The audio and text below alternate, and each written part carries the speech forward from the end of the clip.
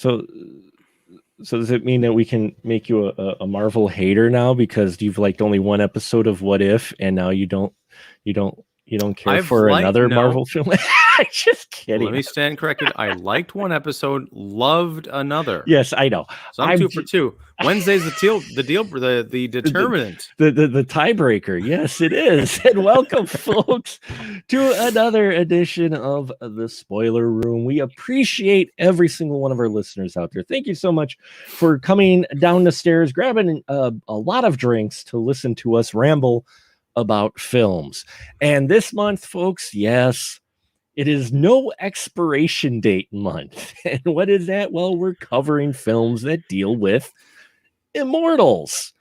And I have the immortal one with me tonight, the man of many opinions.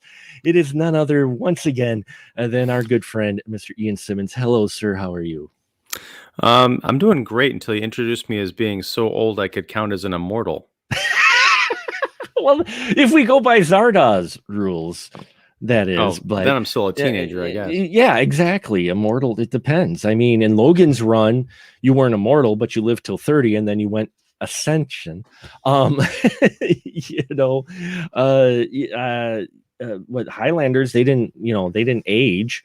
Whenever they decided to become immortal, they were, and that'll be a conversation for later this month. Stay tuned.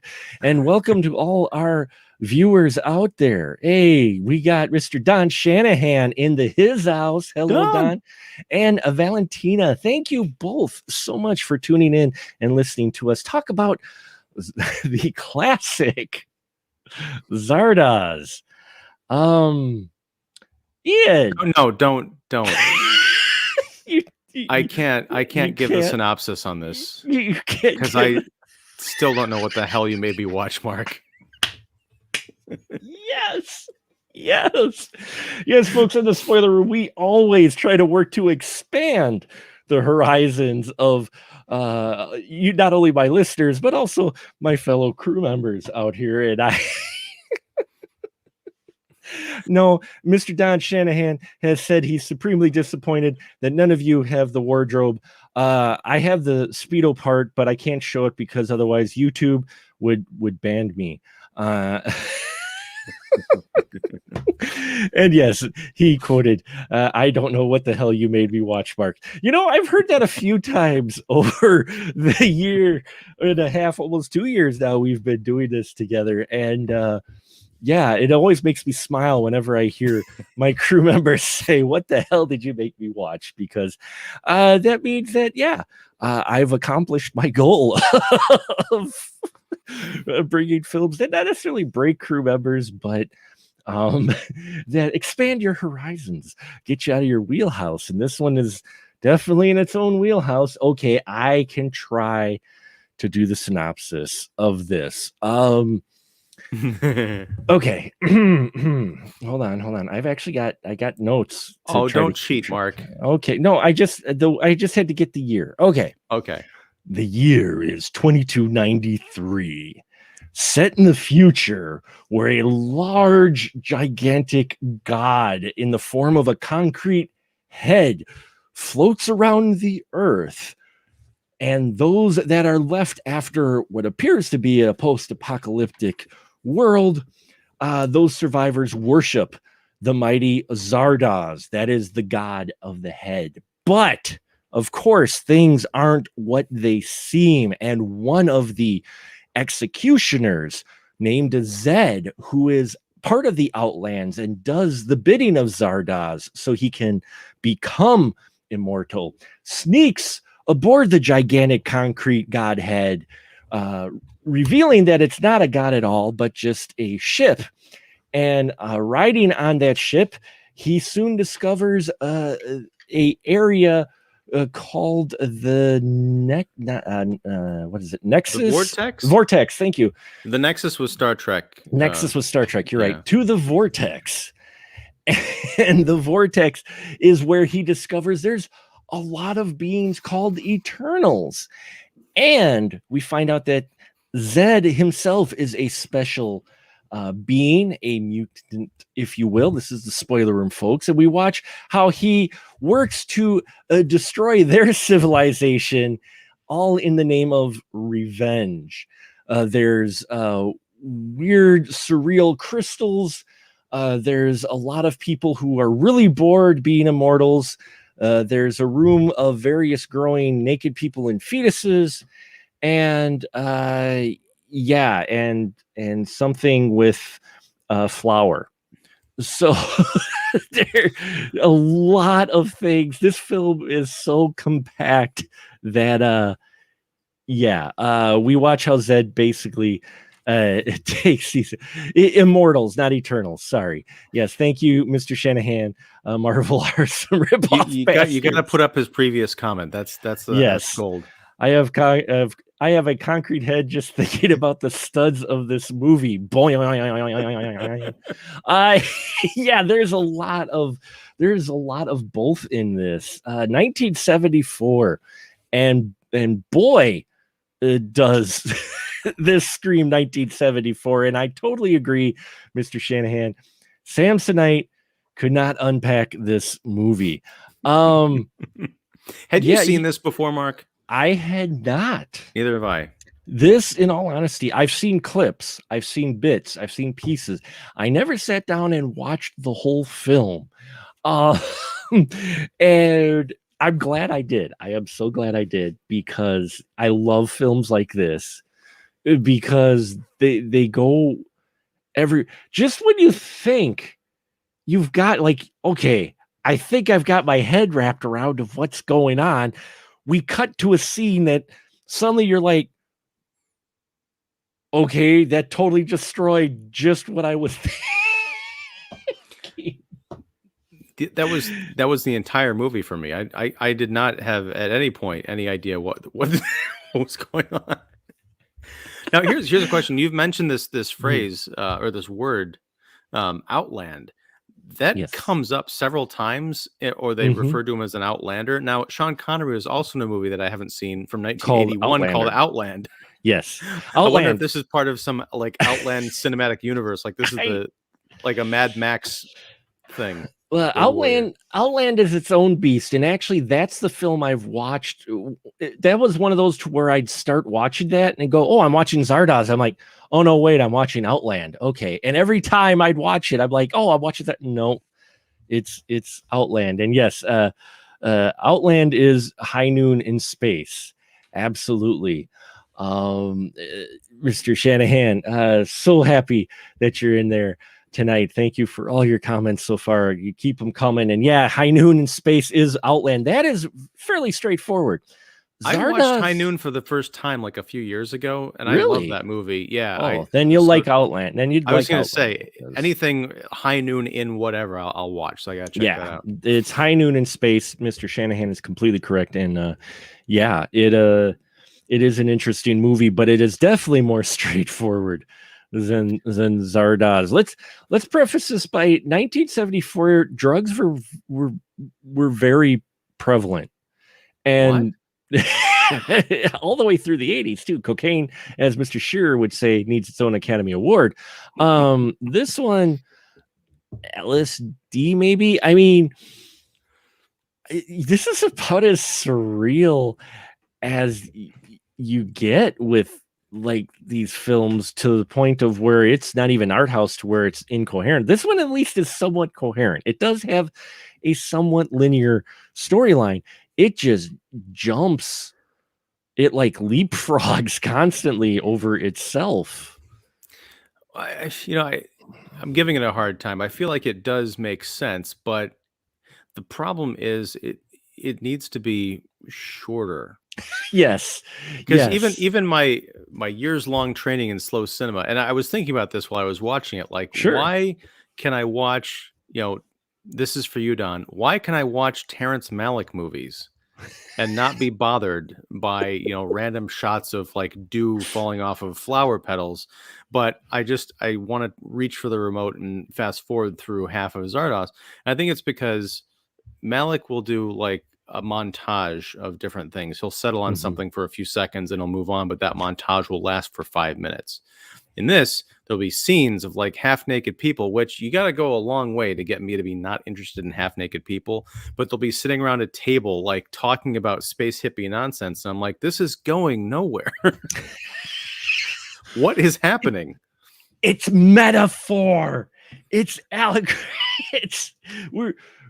We're doing these things to represent something else, Ian. Did you not get that from the big Godhead in the beginning that goes to the executioners and says, the gun is good, the gun cleanses, and then proceeds to vomit out shotgun shells and shotguns and guns and rifles to everyone? That was at that moment, I still had hope because I was like, that is audacious. A giant stone head just puking out weapons. Guns. I'm like, I've never seen that before. That's amazing. Yeah. But I figured it out towards the end of the movie. This reminded me of 3 other films, one of which, the most obvious, because it's in the damn title of the movie. Again, we're in the spoiler room, so if you don't want to know, turn back now. Zardoz. Dun, dun, dun. Zardoz is an abbreviation, sort of the Wizard of Oz. So as you can imagine, the giant godhead that controls everything, there's just a tiny little man inside pulling strings, and he's part of a weird superstructure that was scientists were exploring, human potential, and they figured out how to live forever, and so they constructed this vortex that couldn't be destroyed. So even if thousands of years in the future people decided, hey, we'd like to die, that would be impossible for them to do. The only punishment is that they age. The punishment is, we're going to fast forward you by like 5 years, which I think was an interesting concept. But this movie also reminded me of Prometheus and also reminded me of Elysium. 2 movies that I didn't really care for, but I feel like Neil Blomkamp and Ridley Scott at one point dropped a lot of acid and watched Zardoz and like, I can do better. And Mr. Shanahan is correct. Editing is key there. Editing is definitely key, especially in this film.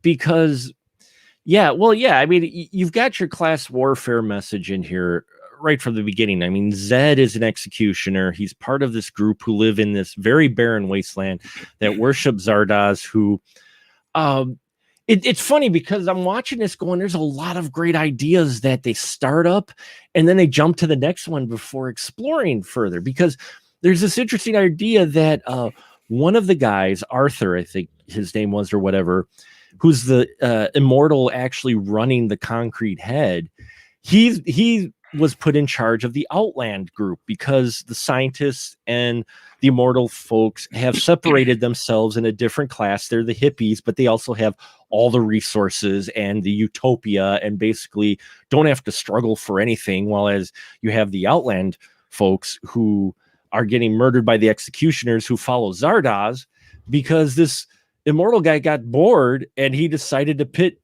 Outlanders against one another to keep them in control. But then they find out that their resources aren't that prevalent because nobody wants to do any work in the immortal world. So he starts changing things up, and rather having the brutes, as they're referred to, kill each other, he has the executioners who have evolved over time because they've been out there a long time. There's the smarter ones. He has them controlling the other ones to do their plowing and field work. And again, another great concept. I'm like, I would love to explore some of this further, but then we jump to the tabernacle, which is the immortal tabernacle, and how that got established. And then the hierarchy within the immortal world, where you have the renegades who, if you look at it, it's just a statement about old people. All the hippies are young people. The renegades are old people who have people who've done so many naughty things, they've been aged to being old until they die, and then they're reborn as fetuses and grow really quick. You staying with me, folks? And then there's the apathetic, who apparently there's more than one vortex. There's multiple vortexes out there, so immortals are in different zones, kind of like paying tribute, a la Hunger Games kind of thing going on. And Yeah, my brain's melted. The apathetic is a disease that's running rampant through the immortals because they're all getting really fucking bored of coming back. They can't even kill themselves, folks. They've tried. In fact, Friend has tried. He mentions to Zed, because when Zed is discovered stowing away on the concrete head and Arthur is missing, they decide to study the Brute, the guy from the Outland, the guy who could still get an erection, stuff like that. Help me out here, Ian. You got to put that one up, Mark. Put Don's up there. I'm on the Oregon Trail with you, but the dysentery is creeping in. Yeah, exactly. Look, you're right.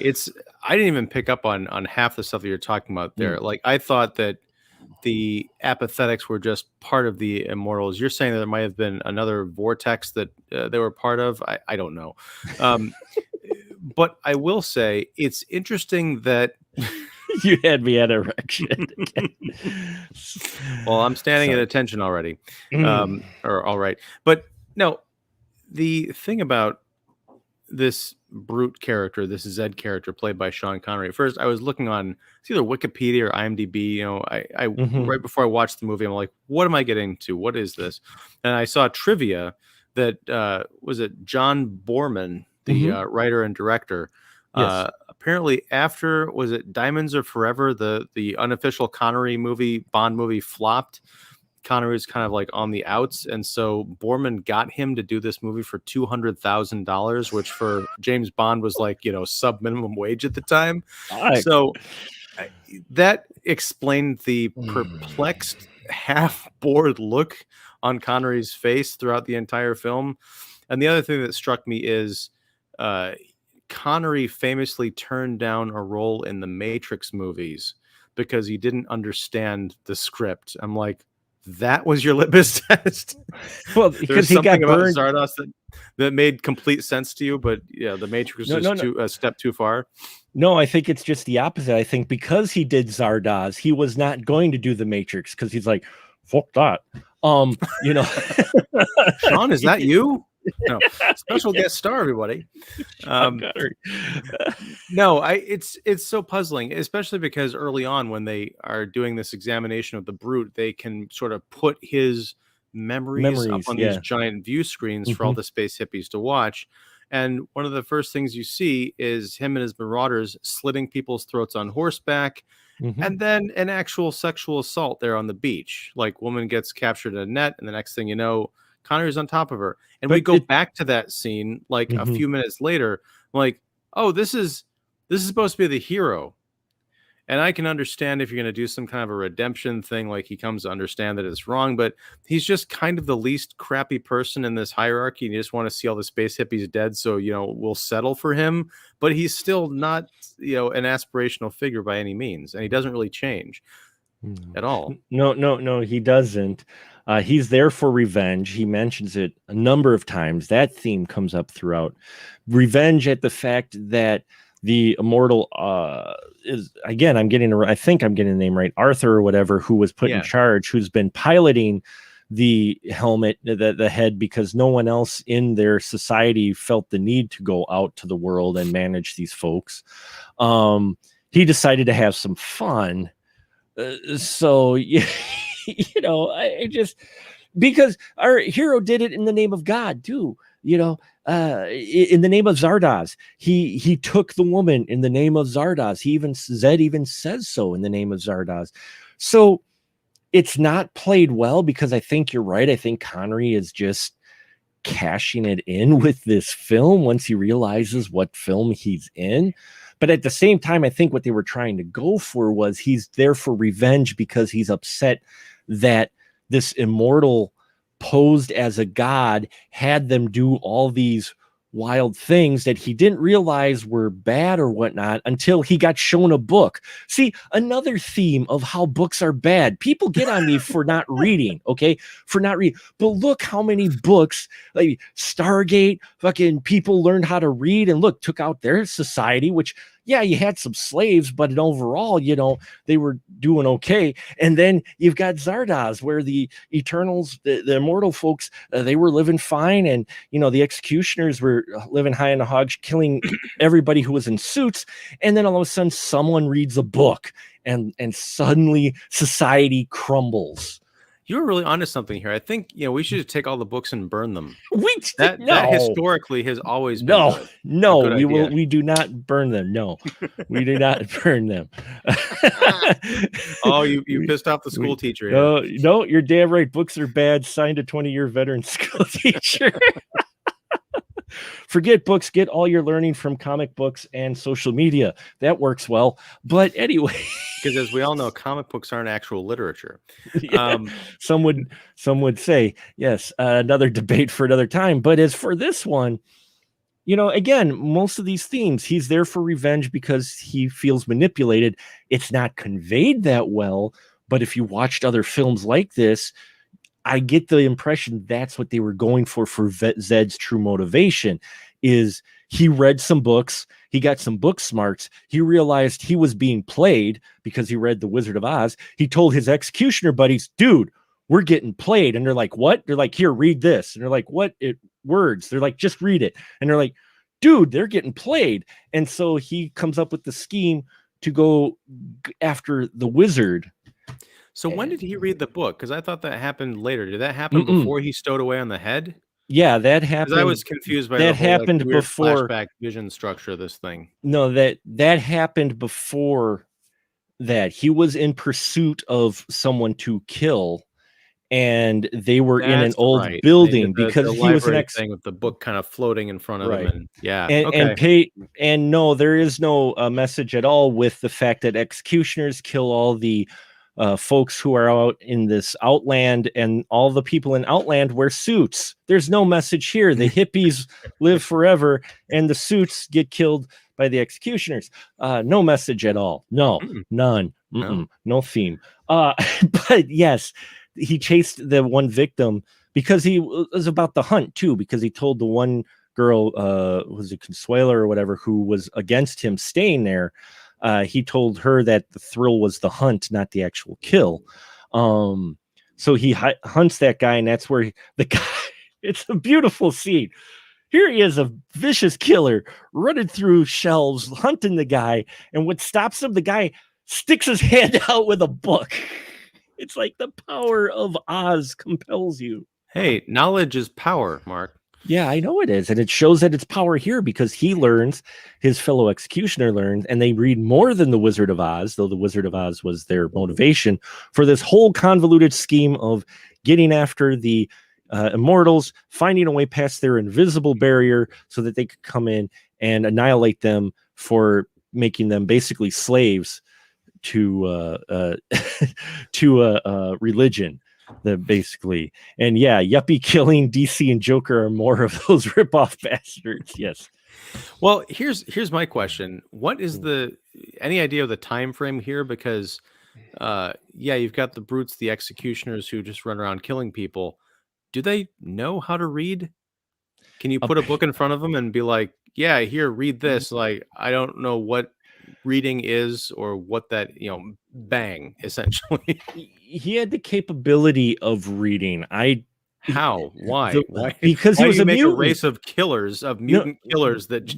Well, they didn't make them. I think the impression I got in the beginning is that he picked some folks to be executioners initially and some not. Maybe he did know that these were mutants, or he was just playing with genetics while out in the field. Arthur, because he had the advanced technology. We saw him growing people in bubble wrap. So, so he was growing people. So let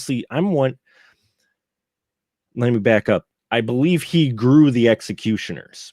They were mutants because he had other people in his concrete flying god skull that were in what appear to be various stages of development.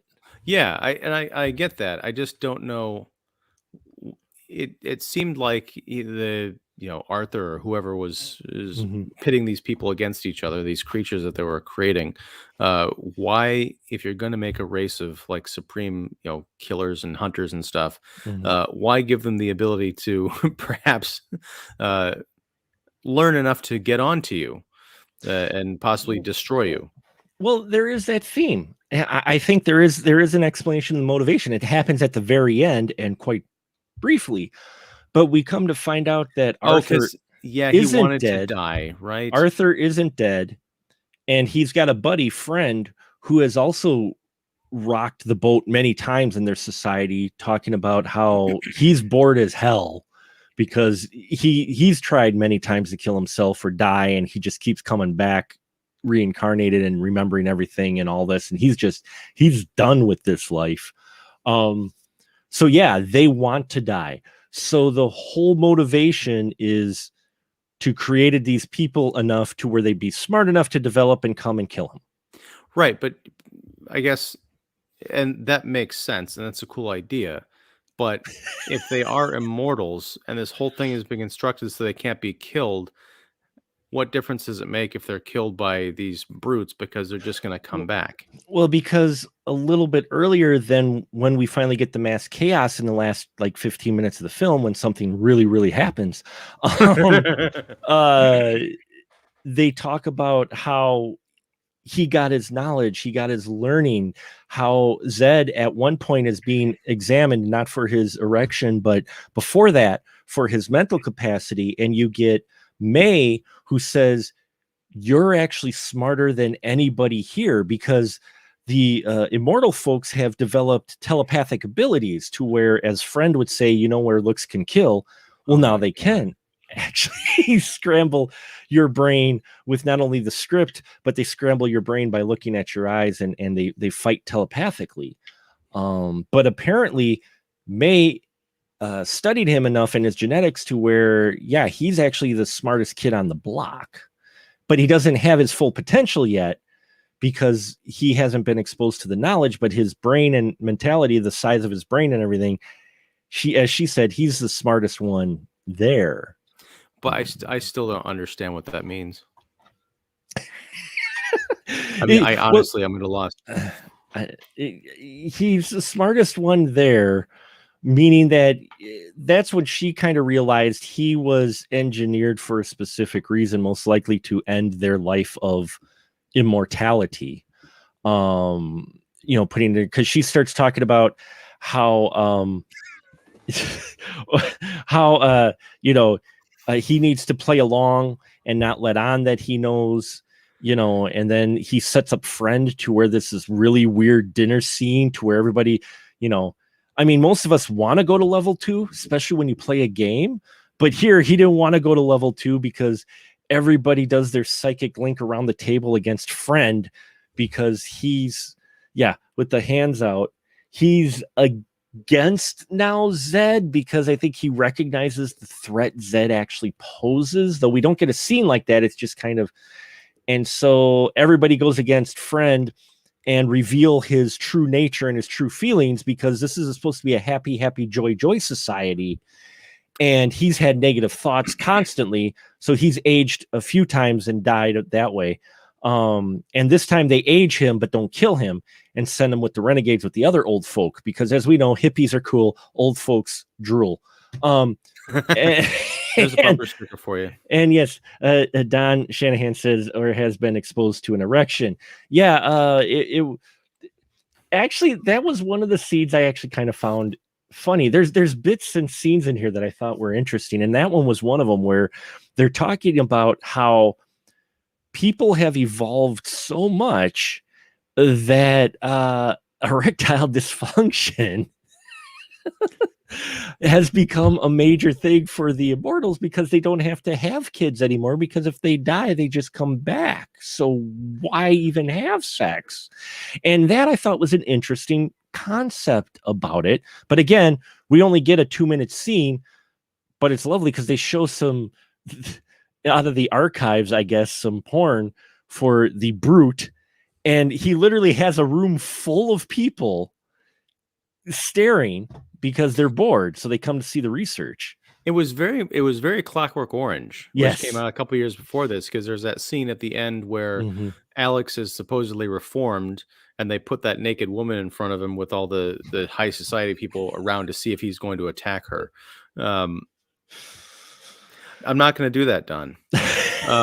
Sorry. To my listeners who might not be able to see the chat or watch the video, Mr. Don Shanahan's basically suggesting that we end. You play the game where you end every one of my sentences because of erections. And that becomes a major point because of erections. Yes, it does work out. I just imagine Connery saying, "I'm gonna poke a hole in the fabric of your reality with this." It just comes popping out because of my erections. Yeah, shaken not stirred. Shaken not stirred.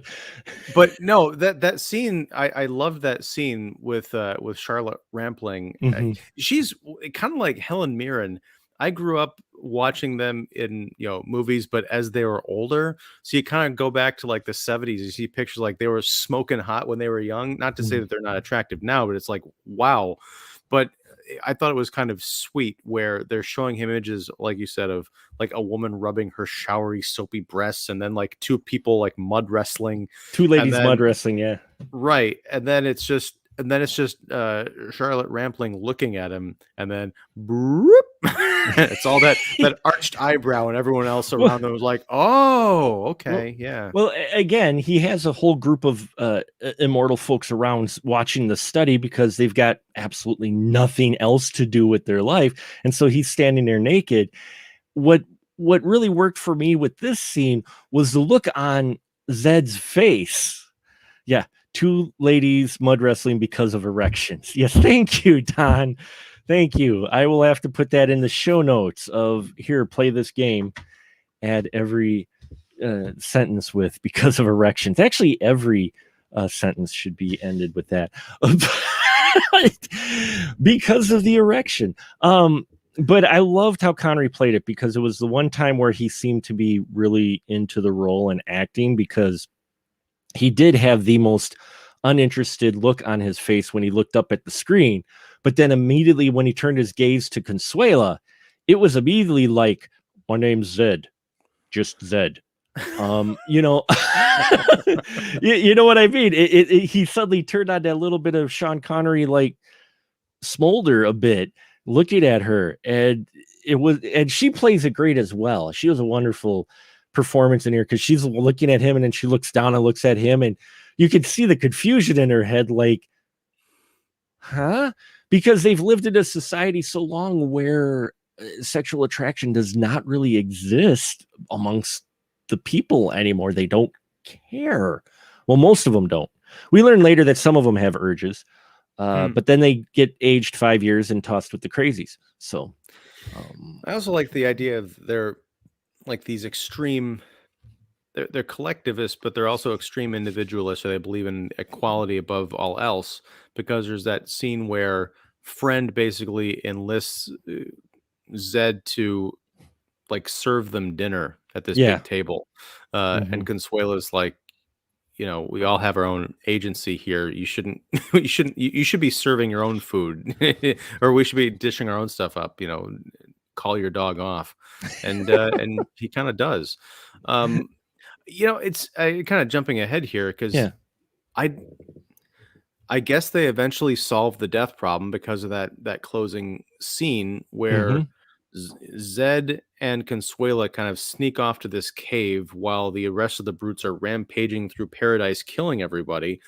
And at first they're making out, and then you cut back to them, and there's this really horrifying image of Consuela on her back with this giant bulging pregnant belly. I'm like, what the hell is happening? And then it cuts back to them again, and there's almost like a bizarre family portrait of Zed on one side, Consuela on the other, and like a little baby who the camera keeps changing, like morphing, and he grows older and they grow older until they're skeletons and then nothing.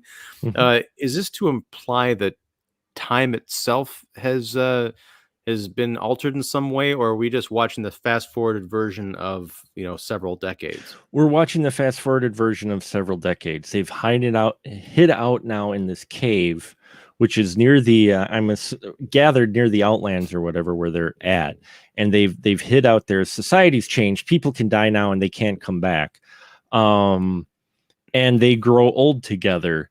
Basically, he pairs up with the person who was his enemy at some point, and they have a family, and it's sped up. Don Shanahan says growing older rapidly. Now M. Night Shyamalan is yet another ripoff bastard. No, I don't think it was sped up time. I think it was normal time. We were just watching it accelerated. We're watching them accelerated, watching them the fact that you can grow old and die now in this society because Zed got the knowledge of everyone. And oh my God, this is almost like Highlander. Anyway, all the immortal people who were still with him and behind this idea to destroy the immortal tabernacle because they're just tired of coming back over centuries, they all give him his knowledge through osmosis. So he gets the knowledge of everybody so he could figure out how to kill the tabernacle because nobody believed that could be destroyed. They said it was indestructible. And so he gathers all the knowledge that can be only one. And, and then he goes in the tabernacle and kills the tabernacle. And I think they're just showing in this end scene, long story short, that time does move on now and these people grow old and die and kids do grow up and society's normal. Here's the thing. I watched 2 movies in the last week that I vowed I would never watch again. The first was Shang-Chi, which we'll talk about tomorrow. Indeed. And sneak preview for you, Don. And the second one was Zardoz. But given your explanation, I feel like I missed half of the plot of this movie. So I got to go back and do some heavy paying attention. Well, I mean, by the way, sorry, Don, that's teaser because of erections. Yes, because of erections. That's teaser because of erections. You missed your point there. You missed your moment there, Don. I'm also slurring my words slightly, not because I'm drunk, but because I have a head cold. So, there you go. Sorry. That's his excuse, and he's sticking to it. Zardoz drove him to drinking, and you know what? I wouldn't blame him. There's also the theme in here, though, with the apathetic, which I liked, was they considered a condition, a disease, because some of the folks who are actually running these areas can't understand how their people would be bored. And in fact, if you're bored, that's you speaking out against the society, and that'll get you aged 5 to 50 years. Again, great idea that we get bits and pieces of for this world, but we never get a full exploration of this stuff. It just gets touched on throughout this film as we stick with Zed and his revenge trip. Speaking of getting touched on, there was a scene, a potential third sexual assault that was thwarted by the fact that when Zed meets the apathetic, doesn't Friend basically offer one to her and literally throws this woman like a heap of dead wood into a bale of hay next to him, and Connery's like, she's not moving at all. We call him Friend because that's what Zed calls him. He is Friend. Yeah, never mind. That's his character's name.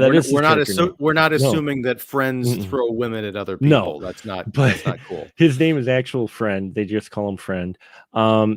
It's weird because Zed is still early in his capture at this point, and he's basically playing rickshaw to this guy, carrying around his cart. That's where we discover the other areas of this place where you have the renegades, which is basically the old people who've gone nuts. So they're not making a statement there, put into a section by themselves. Seriously, folks, if you're not getting the subtle message of the old people are put in an area segregated from the rest of society because they're crazy, that's not making a statement.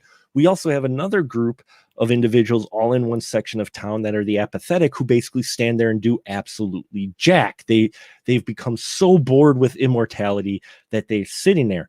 Now they consider it, a friend describes it as a disease, but it's not really. If the normies who are watching this film think about it, you're like, no, they're just bored as hell and they stop. And what helps emphasize this is, yes, the creepy scene to where Zed is still kind of animalistic because he's still learning. The friend says, yeah, you can pick one, go ahead. So he grabs a girl, tosses her in the hay and kisses her, but there's no reaction at all. And he's like, oh, okay, he didn't really want to have anything to do with this now, because there's absolutely no reaction from this apathetic who basically is sitting there going, yeah, whatever. But what I felt was interesting, and again, another great idea that doesn't really get explored but touched on, is with the apathetic, they don't really start moving until Zed actually starts showing some violent tendencies and some tendencies outside of the norms for their society. When he starts smashing a barrel and he literally flips an entire wagon full of food, the girl who was completely comatose suddenly starts getting up as if she wants to acknowledge this guy or whatever, or at least just get up. And the other apathetics actually start moving. Well, she kisses his finger or licks him or something like that. That's later. Yeah, that's later. Oh, is that later? Okay. That's later with the kissing of the finger. Yes, right. And then but that starts a chain reaction, because she kisses the finger and then she turns to the woman next to her, and it's basically a chain reaction of making out, which kind of brings them, to life, which is kind of interesting. Right, because he's hiding at one point from Consuela, who's put it together a posse because she's just tired of what this guy has done to their society, which is basically, made things interesting for them. And the apathetics are starting to come towards him because they saw his destruction and they started moving, and they hadn't stopped moving ever since then, just very slowly. And then they finally catch up to him, and yeah, they lick his finger, which has a little bit of blood or something on it. And then, yeah, there's the chain reaction. And suddenly, when we catch up to them next time, they're having a massive orgy out in the garden because they got all turned on about chasing Zed, because that's what they were told to do by Consuela. And suddenly they just got active. So these folks who have been sexually repressed forever, eternally, and even if you started to show it, well, then you're going to get aged real quick, suddenly have the floodgates open, and they're just, it's like, European party in the garden, which I thought, again, was an interesting idea and concept that's touched on, and then we move on. It's like literally walking down a banquet of ideas, but never putting anything on your plate. It's weird because, I think I need to watch this movie after I clear my head a bit, but I can see this being remade, like not like an Elysium or Prometheus kind of thing, but someone actually taking this material and updating it, to the 21st century, meaning fleshing out some of these ideas, not over explaining everything, but I think there really is something here. I do want to mention, you mentioned the rickshaw. I thought that was just beautiful because you can see it's Sean Connery. Tom Connery is his stunt double. Yes. No, it's actually Sean Connery wheeling the guy around through all these different woodland locations and stuff. I'm like, man, he's got to be hating this. Like, I'm not even making minimum wage for this shit. Welcome to the Rock. But yeah, it was interesting seeing his character in this position. And actually, we've talked about it a couple of times of different movies that actually would have better as a limited series. They could totally remake Zardoz as possibly a limited series. With the amount of ideas and things you could explore in the world building that they touch on, it's not really great world building. It's 1974, but they touch on a number of things that I'm watching this going, you could really do some interesting things with this as a series. You could have your different multiple storylines of the folks out in the outland. You could have the people who are thinking differently. The immortals who are bored and are just doing shit to screw with things. There's the people who want the status quo. I mean, you could make a limit, not like a really long series, but you could probably eke out a good 6 or 8 episodes, I think, to where you could still get your ideas across, explore them more, and give it a little bit more cohesion rather than the drug trip that this film really is. Because especially when we get into how he's suddenly the chosen one and he's the one who's most evolved, and they give him all his knowledge so he can destroy the tabernacle. And then we get into the tabernacle idea. And then suddenly I'm like, wait, did the Wachowskis watch this? Because this is suddenly just starting to feel like the Matrix. Oh, yeah, probably. No, what would be kind of interesting too is if you didn't remake Zardoz like in title, but just in theme. Like, what if you had just a contemporary story of a messed up world where people are, terrible and killing each other, and resources are depleting, all that stuff. Just modern day society, and then someone discovers God or is brought up into this. There's like a revelation, kind of an end times thing, and they kind of peel back the curtain and discover that our entire reality is being governed by these bizarre forces that create our reality, but they've all gone insane. Someone has probably already written that story or that movie, but I think you could do some stuff with this Zardoz template. The Wizard of Oz meets Hitchhiker's Guide to the Galaxy, essentially meets Zardoz, and come up with something really cool. Yeah, you could. I mean, you could. There's a lot to play with in here. Again, a lot of interesting, surreal ideas and things that they're touching on and everything. But it's so densely packed with these thoughts and ideas. It's just like they literally took their conception notes and used that as the script. Like they just had this whole list of ideas and they just decided to run down it. I mean, again, at its core, it's about Zed getting to the immortals and basically being a pawn, even though he doesn't even realize it, of revenge, because the immortals are tired of living forever. They've gotten too complacent and bored, and they've decided to move on.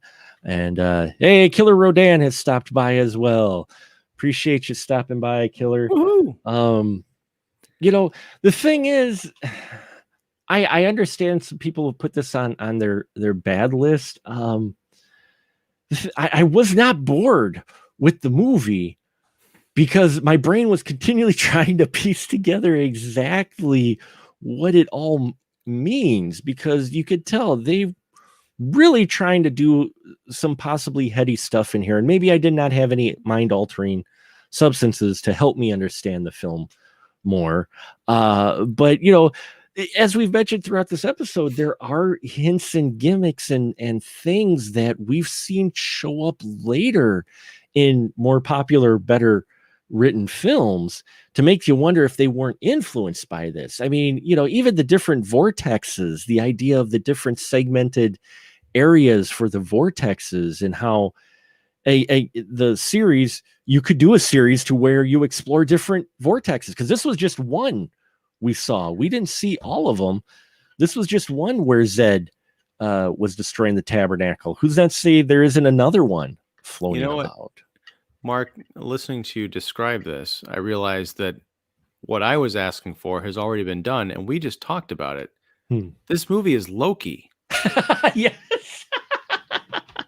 This is the Disney Plus series Loki. Yet another ripoff. Look at all these. Look at all these properties. Look at all of them that have ripped off from Zardoz. Look at it all. Planet of the Apes, for crying out loud. Well, no, that came first, but no.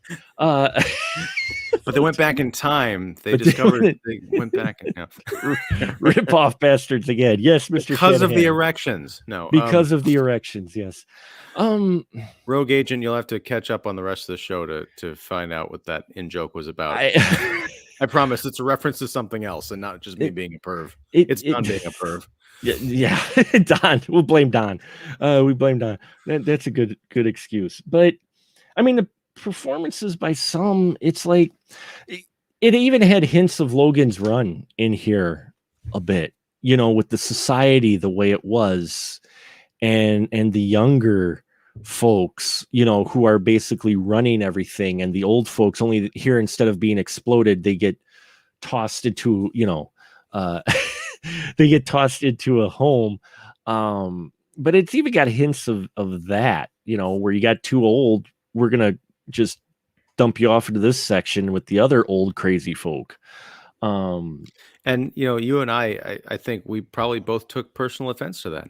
Yeah, I mean, you know, I find myself, I've been told that I still talk like a 13-year-old, and apparently Don does too, because he is in full perv mode. What was interesting about the nudity in this, because there is nudity that crops up, we've mentioned it many times, is none of it, even literally when they're showing the examples of what's supposed to, they think, turn a guy on, none of the nudity in here felt like it was done for any type of arousal thing whatsoever, which was is interesting for the period that it was made. And because, I mean, the nudity is there, and yes, there's, as we mentioned, there's folks getting crazy at the end, the apathetic, but even that scene is more of, they're on the hunt for Zed, and it's not really a scene for sensuality. It's people suddenly discovering things until they find cross-dressing Sean Connery. And now I will put in Don Shanahan's boing after I mention Sean Connery cross-dressing, basically hiding out as a bride. But I'm surprised that's not more of a meme on things, because like, that's just too perfect. No, I get what you're saying. It's funny because the closest I think we get is that scene we talked about earlier, where they're trying to elicit a response from his penis. You know, the woman soaping herself in the shower, and then the two women mud wrestling. That is like, it's brilliant, because they figure he's this base, brutal, you know, Cro-Magnon man, pretty much. So we just show him tits and he's going to get an erection. Yeah. But it's kind of like the idea, like, no, it kind of takes more than that. And when he shows, you know, he just has to look at the face of a beautiful young Charlotte Rampling to get turned on. So it's a bit more like, yeah, we're not, men are, you know, we're dumb and simple, but we're not that dumb and not that simple. Well, and in their society, it made sense when they described that sex is pretty much non-existent because they live forever, that nudity soon follow would not be okay. You know, they're, like you said, their clothing is barely there, but no one seems to care. They don't care. It is a true society that is so complacent because they live forever and don't care. And there's another message in here about the possible downside to living forever, as in centuries. Yeah. In that they've done everything, they've experienced everything. There is absolutely nothing left for them. I mean, even Friend has a house full of sculptures that he's collected, and he's looking for information, which the tabernacle only gives out certain information, not everything, but he wants more information because he knows everything that they've given him. Well, it's also interesting because they don't, aside from Zardoz, which is like the fake version of God that they've constructed to rule over these other, you know, beings, there isn't really talk of what they believe as far as religion. I mean, it's a society of scientists, so, you know, possibly they're all atheists, or they believe that all the answers can be found in nature. But I think this would be something, the miniseries idea that you were mentioning, you could devote an entire episode to the idea of people being so frustrated with immortality that the fear of what comes after death is almost nothing compared to the horror of living. Yeah. Because if they are actively, they've turned into a society determined to kill themselves. If there was any kind of a hint of, like, you know, Catholic or Christian, you know, ideals, that's a mortal sin, right? To take your own life or to take someone else's life. So it's like, I'll deal with the possibility of there being flames for eternity, because it beats having to sit in this, you know, fucking forest for eternity. I've read all these books so many times. I can't anymore. Right. Well, and that's why when you get the brutes who break through, because the whole plan with the revenge is Zed is evolved. He gets in. He gets all this knowledge from the immortals, which makes him smart enough to face the tabernacle, to which then he destroys the tabernacle. And then he almost dies, but then a kiss from a rose wakes him up. And he's alive, and there's chaos brewing as they're still trying to hunt for him until Consuela shows up and she's about to kill him. And he's like, looks at her and she's like, oh. And now they don't know if there's a connection there romantically, which I think they're trying for, or the fact that he's got so much super knowledge now that he could just Jedi mind trick her into, you don't want to kill me, because the hunt is better than the kill. He convinces her to send the posse the other way. And then he gets his crew out to kill these guys, because now that he's destroyed the tabernacle, people can die. And it's the most, as surreal as the rest of this film, the crazies show up, and Zed almost was going to kill someone, but he almost was like, what's the point? And then his buddies kill the person he was going to kill. And then they start blowing away all the immortals, but nobody runs away in fear. In fact, they're lining up. The girl that gets shot that Zed refuses to shoot just because he's like, oh, well, what's the point anymore? She's standing on a platform in the middle of a river saying, shoot me, kill me now. And everybody else is like, kill us. And it's wild. It is kind of, it was mildly upsetting, that scene where the people are essentially running out to be executed, because we're not used to seeing these big displays of, we're used to seeing massacres on TV and movies and, even in the news, but it's rare that we see people lining up for it, as you said. And there is something about like wantonly just throwing away your own life to welcome being killed in the most horrible fashion. Yeah. It's a blip in a movie that's full of cool ideas that aren't really explored, that I would love to see someone, take on as a full feature or a series. Yeah, flesh out more, because the only place you usually see where people are going en masse to kill themselves is in horror films. We've got the Suicide Club, the Asian film that was a bunch of about young schoolgirls going out and killing themselves in mass, because I forgot what it was, a supernatural thing, possibly. It's been a long time since I watched it, but it's called the Suicide Club. Or you had what was M. Night's the The Happening.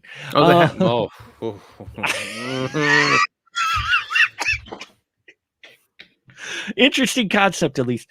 Yes. It was definitely an interesting concept, but again, that's where a horror film, though, usually you see it not in a regular like sci-fi fantasy film.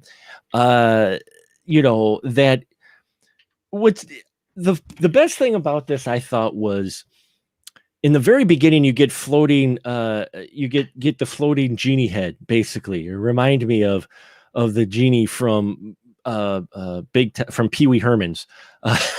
Jambi, yeah. Jambi. He reminded me of Jambi. There's this guy, it's Arthur's head. We don't know who he introduces himself. Mecca hiney ho. He's got this wonderfully bad markered makeup evil mustache painted on his face. Yeah. And he literally comes out and tells you that he's an actor. They're all actors. This is a satirical film.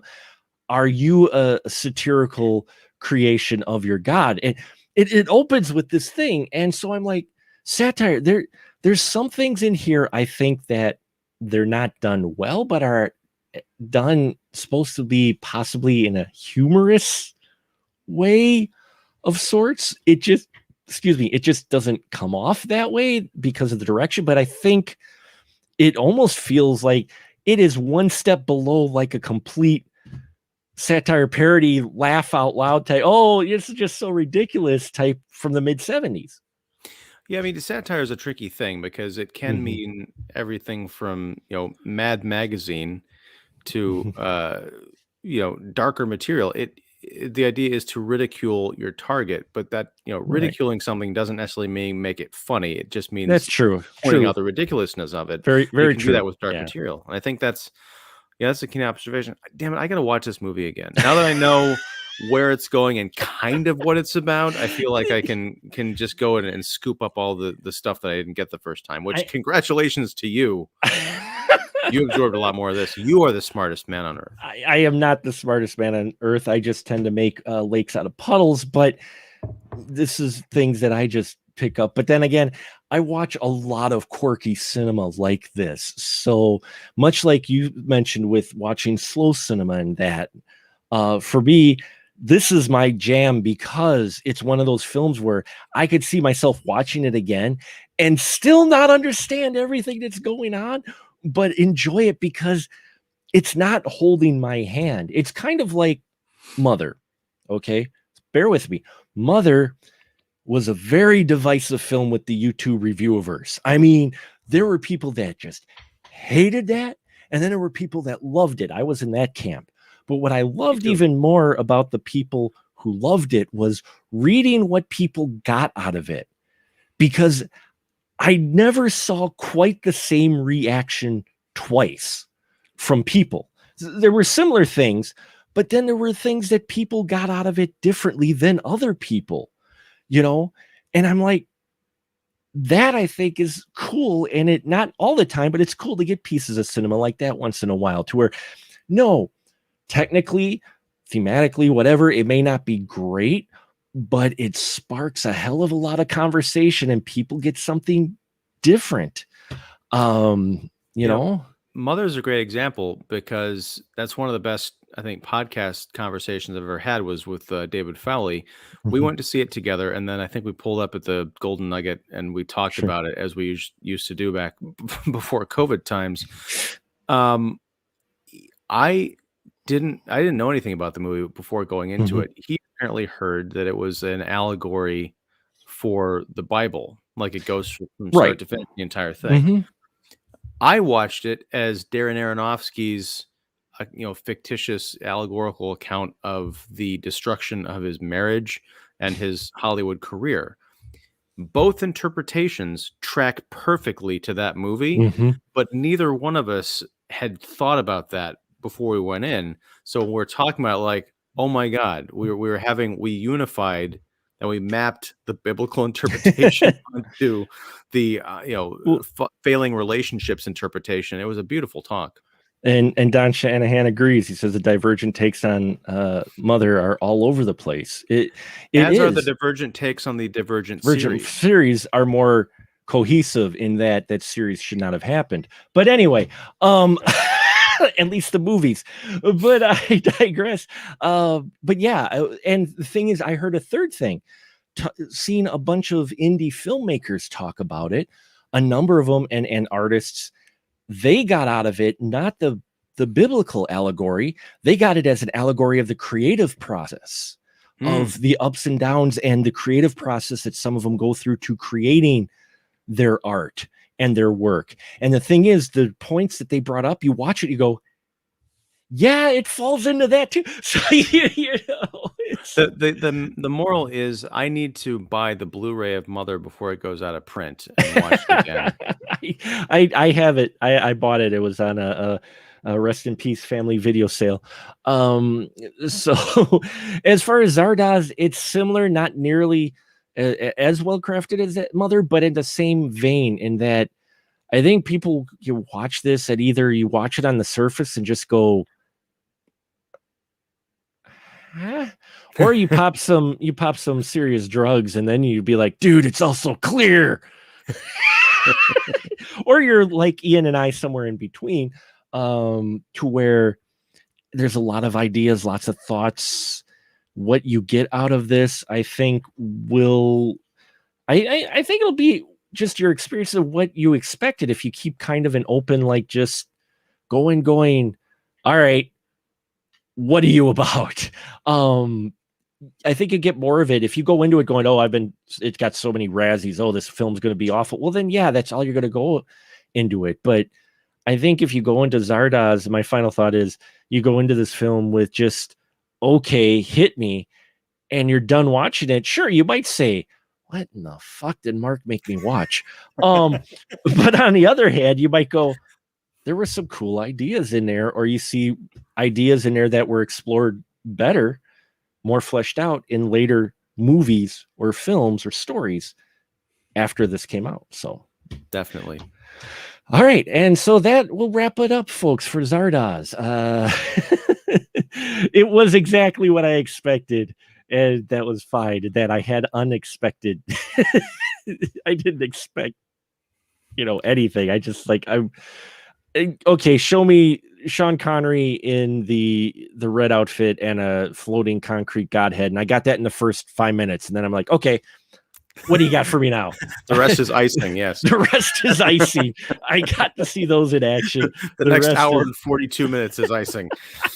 Just saw a head spew shotguns and shotgun shells. Okay, now I'm just like, all right, let's do this. If I could die, I would die happy. Oh yeah, so thank you very much, Ian. Always fun. Thank you, Don Shanahan and Rogue Killer Agent Killer Rodan and Valentina and everybody who popped into the chat tonight. It was always great to have the live audience talking, and yeah, it was icing on the cake because of erections. Thank you, Don Shanahan. That wasn't icing. And now's the chance where I give my crew member a license to shill. So please, Mr. Ian Simmons, shill away. Well, I'm Ian Simmons. I run Kicking the Seat, which you can find at kickseat.com. I also have a YouTube channel, which you can just type in Kicking the Seat and you'll find it. I do multiple interviews and movie reviews and roundtables and things each week. You'll probably, this is going to be going up, I think, after Wednesday night's back-to-back live stream extravaganza. So you can come back and check that out on the replay. We'll be talking about Disney Marvel's What If episode 5. And then we're going to be talking about Shang-Chi, The Legend of the Ten Rings, which, and this is a spoiler for Don, Mark and I were talking about this in the pre-show. It's going to be a battle of one versus all. Because of erections. Yes, because of erections. And the one that I did most certainly not get watching that movie. So yeah, tune in for that. Tune in for that. All wonderful stuff. Mr. Don Shanahan, he's got some great stuff out there as well. 25 years later, the Hissy Fit podcast. Cinephile Hissy Fit podcast. Yes. Thank you. Cinephile Hissy Fit podcast as well. Mr. Sure you check out his stuff. Agent Killer Rodan's got a YouTube channel. Check that out. All wonderful support. Thank you, my listeners, for tuning in. And I hope you found this interesting. And yeah, we got a lot of great Immortals exploration coming up. I believe next week will be the Old Guard. So stay tuned for that. And then after that, yes, we are going after the prize. So until next time, folks, we're just going to say a good night, everyone. Good night. Good night, because of erections.